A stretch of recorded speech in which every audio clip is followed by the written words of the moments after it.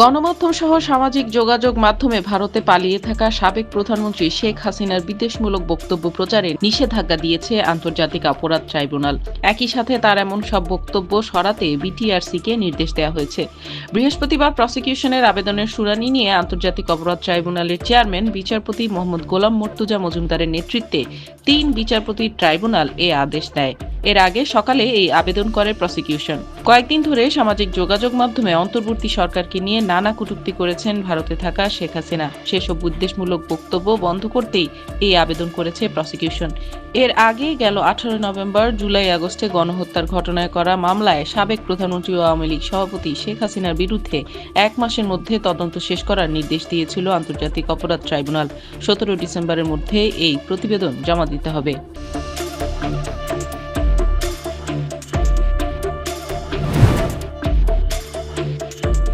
তত্ত্বাবধায়ক সরকার ব্যবস্থা বিলোপ সহ কয়েকটি বিষয়ে আনা সংবিধানের পঞ্চদশ সংশোধনীর বৈধতা নিয়ে করা রিটের রায় দেয়া হবে 17 ডিসেম্বর। বৃহস্পতিবার বিচারপতি ফারাহ মাহবুব ও বিচারপতি দেবাশিস রায়চৌধুরীর হাইকোর্ট বেঞ্চে রায়ের এই দিন ঠিক করা হয়।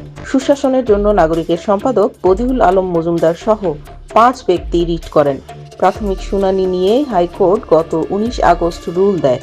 এতে পঞ্চদশ সংশোধনী আইন কেন সংবিধানের সাথে সাংঘর্ষিক ঘোষণা করা হবে না সেটি জানতে চাওয়া হয়েছে। এই রুলে আদালতকে সহায়তা করতে বিএনপি, গণফোরাম, বাংলাদেশ জামায়াত ইসলামী সহ কয়েকটি সংস্থা ও কয়েকজন ব্যক্তি যুক্ত হন। এর আগে আওয়ামী লীগ সরকারের আমলে পঞ্চদশ সংশোধনী আইন 2011 সালের 30 জুন জাতীয় সংসদে পাশ হয়। 2011 সালের 3 জুলাই এ সংক্রান্ত গেজেট প্রকাশ হয়।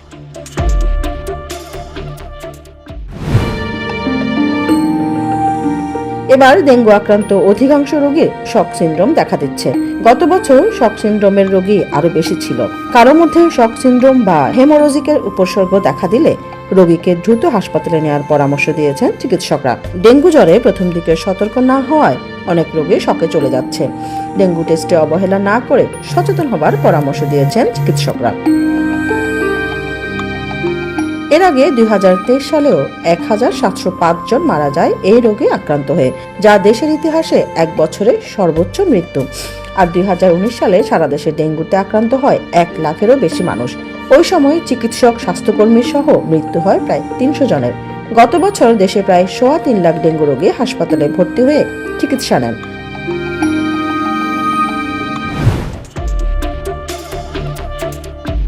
ভারতের আসাম রাজ্যের সব হোটেল, রেস্তোরাঁ ও জনসমাগমপূর্ণ স্থানে গোমাংস পরিবেশন ও খাওয়া নিষিদ্ধ করা হয়েছে। আসামের রাজ্য সরকারের মন্ত্রিসভার বৈঠকে সিদ্ধান্ত নেওয়া হয়। ভারতের সংবাদ মাধ্যম এনডিটিভি জানায়, আসামের মুখ্যমন্ত্রী হিমন্ত বিশ্ব শর্মার সভাপতিত্বে হয়েছে এই বৈঠক। এই বিষয়ে প্রস্তাব উত্থাপনের পর মুখ্যমন্ত্রী নিজে দৃঢ়ভাবে তাতে সমর্থন দেন। এর আগে 2021 সালে একটি আইন পাশ করেছিল আসামের বিধানসভা। সেই আইন অনুসারে হিন্দু, জৈন এবং শিখ ধর্মাবলম্বী কমিউনিটি বসবাস করে এমন এলাকাগুলো তো বটেই, এসব এলাকার 5 কিলোমিটারের মধ্যে গো হত্যা বা গরুর মাংস বেচাকেনা করা যাবে না। আসামের বিধানসভার বিরোধী দল অল ইন্ডিয়া ডেমোক্রেট ফ্রন্ট অবশ্য ইতিমধ্যেই প্রস্তাবিত এই নিষেধাজ্ঞার বিরোধিতা করে বিবৃতি দিয়েছে।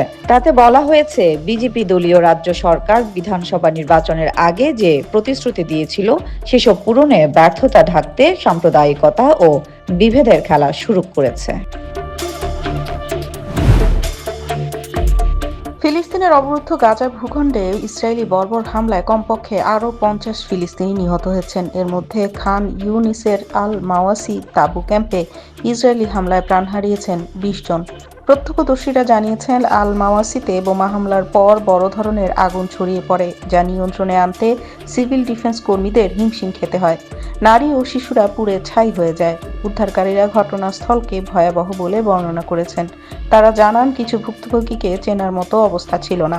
গাজা ভিত্তিক আল আকসা টিভি জানিয়েছে, ইসরায়েলি সামরিক বাহিনী ভোররাতে উত্তর গাজা সিটিতে তীব্র বোমা হামলা চালিয়েছে। সাবরা ও তাল আল হাওয়া এলাকাগুলো এই হামলার প্রধান লক্ষ্যবস্তু ছিল। ফ্রান্সের পার্লামেন্টে অনাস্থা ভোটে হেরে গেছেন দেশটির প্রধানমন্ত্রী মিশেল বার্নিয়ে। এর ফলে সরকার প্রধানের পদে নিয়োগ পাওয়ার মাত্র 3 মাসের মাথায় সরে যেতে হচ্ছে তাকে। শিগগিরই তিনি প্রেসিডেন্ট ইমানুয়েল ম্যাক্রোর কাছে পদত্যাগপত্র জমা দেবেন বলে ধারণা করা হচ্ছে। বিবিসি জানিয়েছে 1962 সালের পর এবারই প্রথমবারের মতো অনাস্থা ভোটে ইউরোপের এই দেশটিতে সরকারের পতন হলো। বুধবারের এই ভোটাভুটিতে সংসদ সদস্যদের হয় হ্যাঁ ভোট দিতে হতো বা বুধবারের ভোট থেকে বিরত থাকতে হতো।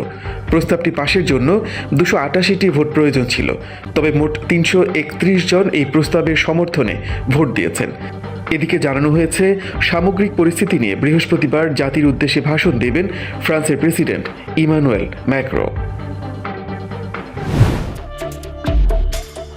অবিশ্বাস্য একটা মৌসুম কাটাচ্ছেন মোহাম্মদ সালাহ। ম্যাচের পর ম্যাচ গোল করেই চলেছেন এই লিভারপুল তারকা। তবে মোহাম্মদ সালাহর দুর্দান্ত পারফরমেন্সের পরও গতরাতে পয়েন্ট হারাতে হয়েছে লিভারপুলকে। নিউক্যাসলের বিপক্ষে এদিন 3-3 গোলের সমতায় মাঠ ছেড়েছে মোহাম্মদ সালাহরা। ম্যাচে দুবার পিছিয়ে পড়া লিভারপুলকে এক পর্যায়ে এগিয়ে দিয়েছিলেন মোহাম্মদ সালাহ।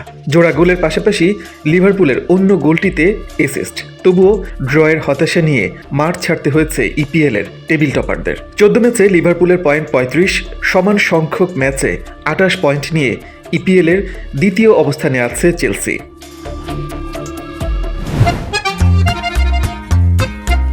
বিস্ময়কর এক জায়গা আমাদের পৃথিবী।